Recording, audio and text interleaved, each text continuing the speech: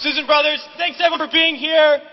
We're from the organization March Forward, and we are here to say to all those serving in the Army and the Marines and the Air Force and the Navy that you have the absolute right to refuse to take part in these criminal wars, and that's a right that all of you should exercise. You have no reason to go put your life on the line and kill and die for profit.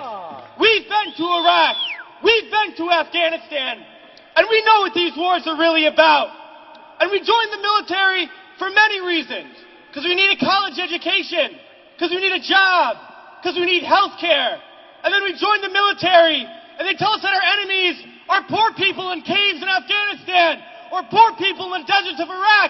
But we've been to those countries, and we know that our enemies are not other poor people abroad. Our enemies are the people that laid us off from our jobs, that denied us health care, that make it impossible to get an education. Our enemies are not in the poorest countries on the planet, but right here in the richest one. Now these wars, the occupations of Iraq and Afghanistan alone, are costing over $700 million every single day. This is a crime.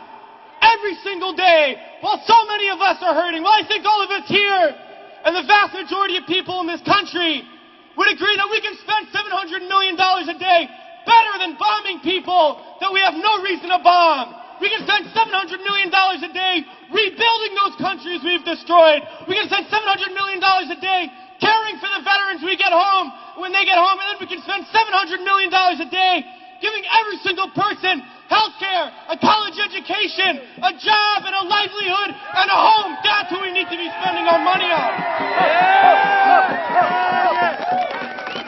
But this government is not going to do that. They're not going to use the money in that way. They're not going to end the wars. And they're not going to do it because it's not our government. It's their government.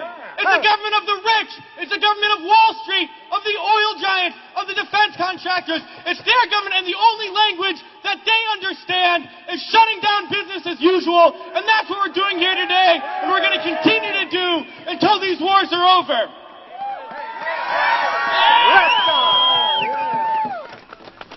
Well, it's crystal clear now that these wars are going to continue and expand and go into other countries. That is the trend. That is what we know, that there is perpetual war, and it's only going to stop if the people stand up and stop it. And that's what we're going to do, sisters and brothers.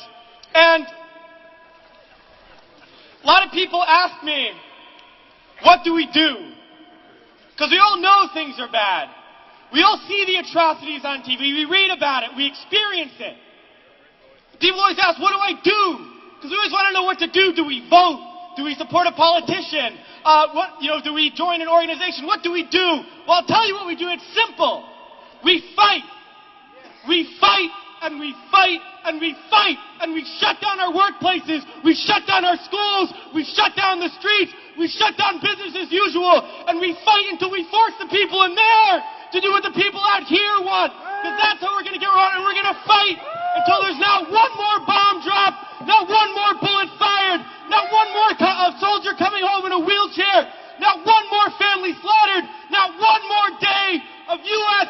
imperialism. So let's fight to make that happen. We can do it today, and then the days ahead, we have to fight to end these wars and create a better world, sisters and brothers. So join us in that fight. Thanks.